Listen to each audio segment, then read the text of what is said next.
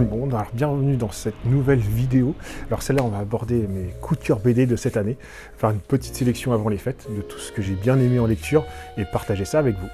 Donc pour commencer cette sélection, le premier gros coup de cœur de cette année, c'est Un monde sans fin de Jacobitz Blanc, aux éditions d'Argo. Ça a vraiment été un gros coup de cœur. C'est une BD qui traite un peu de consommation d'énergie à notre époque, donc c'est hyper d'actualité, mais c'est extrêmement bien fait, c'est clair. Tous les exemples sont hyper parlants. Ça permet de faire des constats sur notre époque entre l'évolution des énergies fossiles, et des énergies renouvelables, des fossiles renouvelables.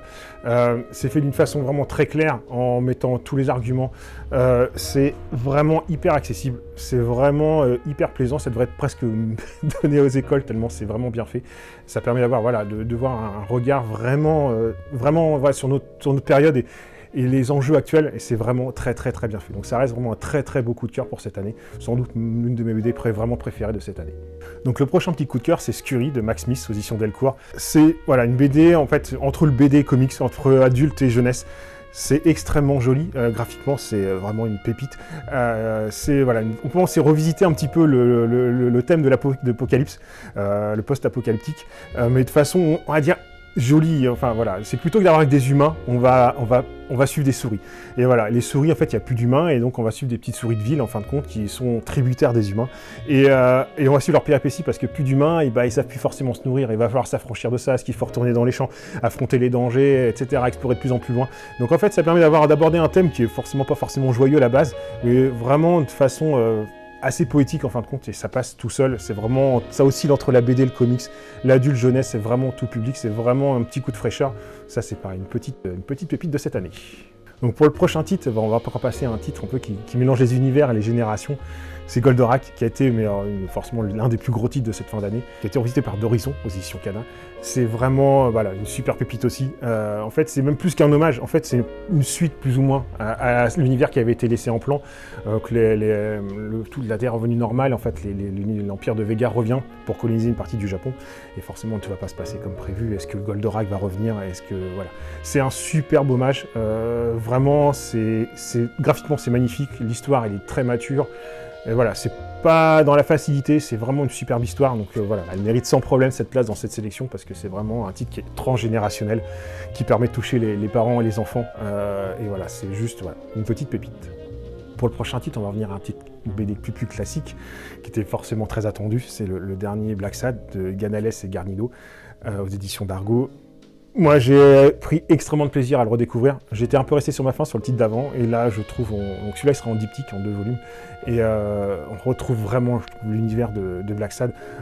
Tous les ingrédients qu'on fait le charme de démarrage, ce côté un petit peu polar, un petit peu début de siècle, un peu à l'ancienne. On mélange tous les petits ingrédients, la pin-up, le flic, les syndicats, on met tout ça. L'histoire, on va voir un peu les magouilles pour refaire la construction des bâtiments, etc., qui se passe. C'est vraiment, on retrouve tous les ingrédients. Moi, je l'ai repris vraiment avec du plaisir, il se lit d'une traite. J'ai qu'une hâte, c'est de lire le prochain. Il va falloir attendre l'année prochaine, mais voilà, il mérite sans problème aussi sa petite place dans la sélection. Pour le prochain titre, c'est une BD que j'attendais avec impatience, c'est la suite dans la tête de Sherlock, de Lierzon et Dahan. J'avais extrêmement apprécié le premier volume, graphiquement, sur l'ambiance, c'est une enquête de Sherlock Holmes, c'est un petit peu original, c'est qu'en fait vous allez suivre un fil rouge conducteur et vous allez de temps en temps dans sa tête voir le raisonnement. En fait, ça permet d'avoir une enquête de Sherlock Holmes un petit peu originale, et c'était assez frais, graphiquement c'était vraiment une tuerie. J'attendais que la suite, qui avait mis un peu plus de temps que prévu à venir, et c'était un plaisir de la retrouver. Donc voilà, un titre un peu moins vu sur les réseaux, ou qui est un peu moins buzzé, mais qui mérite vraiment un bon coup d'œil, et il y a une bonne place dans la sélection de cette année. Pour le prochain titre, on va passer à quelque chose un peu plus léger. C'est Ananarif de Vallée Ikersol. Entre la couverture et le dessin, ça fait extrêmement penser au Vieux Fourneau. Alors c'est différent, mais c'est vrai qu'en termes de public, on est assez proche. On va suivre le parcours d'un vieux monsieur qui, contraint et forcé, va devoir partir à la recherche d'un héritier de son voisin qui est décédé, un baroudeur un peu affabulateur. Et en fait, on va suivre un peu son road trip à travers la France pour retrouver un peu le passé de ce personnage, donc qui est un peu menteur. Et on va suivre ce personnage en fait va être dans sa tête. En fait, il va l'accompagner au cours du voyage. Et c'est extrêmement léger. Il va y avoir plein de situations un petit peu incongrues, jusqu'à une fin voilà, un peu originale. Moi, c'était aussi un coup de cœur, point de vue de sa légèreté, voilà, pour un public un peu vieux fourneau, une BD assez légère, ce côté un peu road trip 68 de Papy 68 art. C'est vraiment agréable à lire, c'est vraiment un petit coup de cœur aussi de cette année. Nous passons au Droit du sol de Davodo, un auteur que j'apprécie énormément, parce que c'est un auteur extrêmement humain et ça se ressent beaucoup dans ses BD. Et donc dans celle-là, en fait, il est parti d'un constat, en fait, dont l'homme, on va dire, pas de Cro-Magnon, qui peignait des fresques sur les murs pour transmettre un peu ses connaissances ou faire une trace de son passé, et que nous, à notre génération, on est plutôt à enterrer des déchets dans tous les sens. Et qu'est-ce qui a fait que l'évolution entre le gap entre ces deux moments de l'histoire, comment on en est arrivé là? Et en fait, on va suivre le parcours de Davodo qui va relier le point A au point B à travers des randonnées et rencontrer les gens et faire un constat un peu sur notre société. Donc voilà, c'est une BD qui est extrêmement humaine, qui amène un peu des constats sur notre génération, sur notre époque. C'est extrêmement bien fait. Pour les amateurs de Davodo, ils s'y reconnaîtront sans problème. On reconnaît vraiment sa patte, ce côté vraiment proche des gens. C'est vraiment extrêmement agréable à lire. On est en balade avec lui sur les sentiers. C'est vraiment une belle BD. Alors, le prochain titre est un peu particulier. C'est un petit coup de cœur à passer un peu inaperçu. C'est Horror Humanum Est de Cédric Villain aux éditions Maki Zappa. C'est très particulier. Moi, j'ai adoré. En fait, c'est plein de petits sketchs, on va dire. Alors, c'est pas un thème joyeux. On va revisiter des moments pas très glorieux de l'histoire, plutôt les massacres ou tous les génocides, des moments pas très joyeux. Et en fait, dépeints sur 4 petites pages, on va dire, avec des petits bonhommes en bâton. En fait, quand on lit la BD, on a l'impression qu'ils s'animent. Et c'est comment expliquer, mettre des petits éclairages sur des moments qu'on ne connaît pas forcément, parce que c'est soit à l'autre bout du monde, soit parce que c'est passé inaperçu. Et d'expliquer ça avec un petit côté un peu pas ludique, mais on va dire accessible, et avec une petite explication derrière. C'est vraiment très bien fait. Ça montre toute l'horreur humaine sur génération, mais c'est extrêmement bien fait. Et moi j'ai adoré. Enfin voilà, ça se dit tout seul, malgré que ce soit une grosse bible, un gros pavé. C'est vraiment extrêmement agréable à découvrir. On va repasser à une BD qui jongle un petit peu entre les univers. À la base c'est plutôt un comics, mais moi je rangerais plutôt dans la catégorie un peu plus roman graphique. C'est Joker et Harley aux éditions DC. Urban Comics en France. Graphiquement c'est ma interlocuteur au démarrage, parce qu'on a ce côté un peu Photoshop, on va dire roman photo, qui n'est pas forcément habituel. Mais en fait on rentre très vite dans l'histoire, et ce que j'ai bien aimé, c'est qu'en fait on va suivre les parcours d'Harley Quinn et du Joker avant qu'ils soient vraiment les personnages qu'on connaît. Donc Harley est encore une profileuse débutante chez les flics, et le Joker est au balbutiement de ses crimes. Et en fait, pour faire un peu un topic assez vite, grosso modo, c'est le silence des agneaux.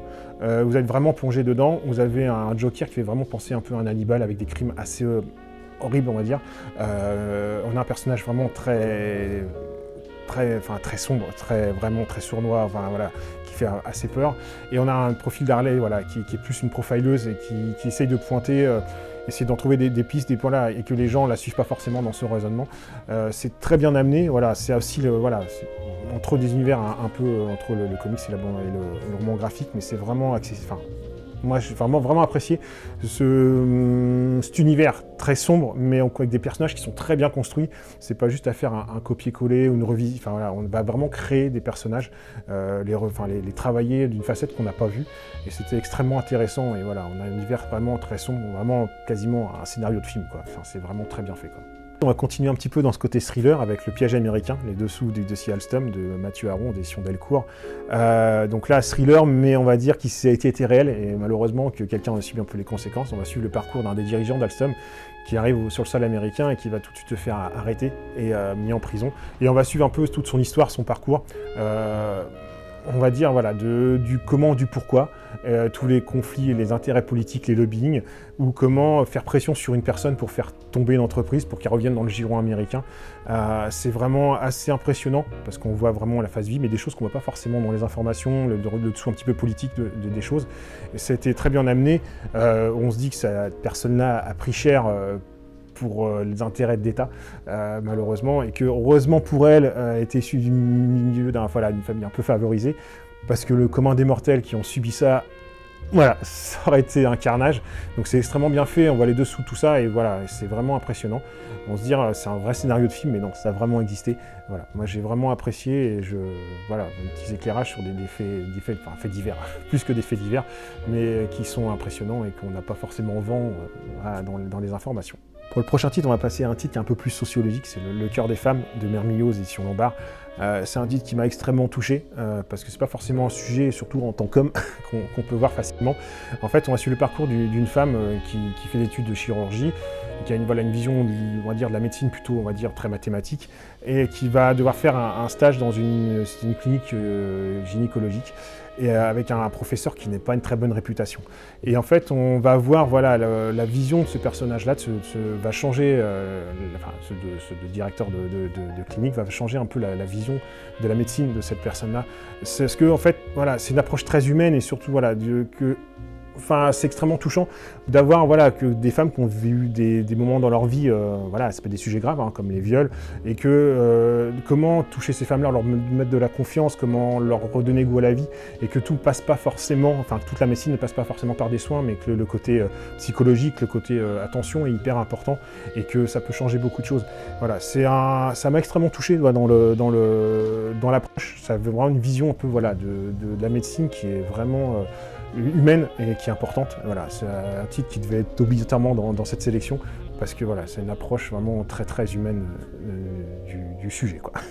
Pour finir cette sélection sur un titre un peu plus léger, on va finir avec Go West Young Men de Tibor Surgier aux éditions Grand Angle. Un petit coup de cœur, voilà, tardif sur la saison. Voilà, en fait, on va suivre l'histoire. En fait, c'est un hommage sur le Far West avec différents dessinateurs. Et en fin de compte, ce qui est hyper intéressant, c'est ce fil rouge en fait qui suit les histoires pour revisiter le Far West.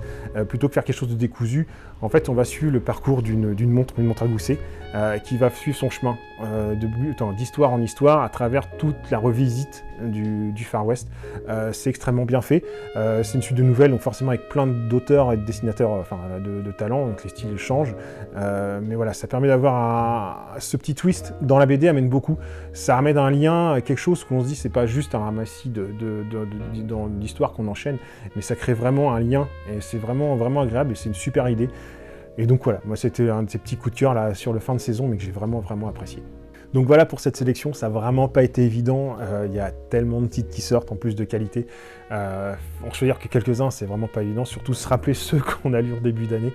Donc je pense que voilà, on va essayer, si ça vous plaît, d'en faire peut-être plus régulièrement l'année prochaine, avec différents sujets, comics, BD, voilà, et de pouvoir partager avec vous ces moments de lecture, essayer de vous faire découvrir des titres sympas qui sortent des sentiers battus, et de vous partager ça, puis voilà, de vous pouvoir dire que vous pourriez les trouver facilement à la boutique et qu'on sera plaisir aussi de vous les partager avec vous, les faire découvrir, et puis de vous emmener dans des univers différents et variés, et vous montrer que la BD, voilà, que ce soit le support, les sujets sont vastes, et que vous pouvez naviguer dans différents univers, toucher plein de choses différentes et trouver forcément un titre qui vous convient. Donc voilà, on essaiera de partager ça avec vous l'année prochaine, et puis d'en faire assez régulièrement. Bon, surtout, n'oubliez pas de vous abonner, de le liker, de partager. Enfin voilà, vous connaissez la musique, mais voilà, c'est utile pour faire vivre la chaîne. Et sur ce, on va vous souhaiter sans doute une bonne fin d'année, sans doute une des dernières vidéos de l'année, et puis de bonnes fêtes, et on vous dit sans doute à l'année prochaine.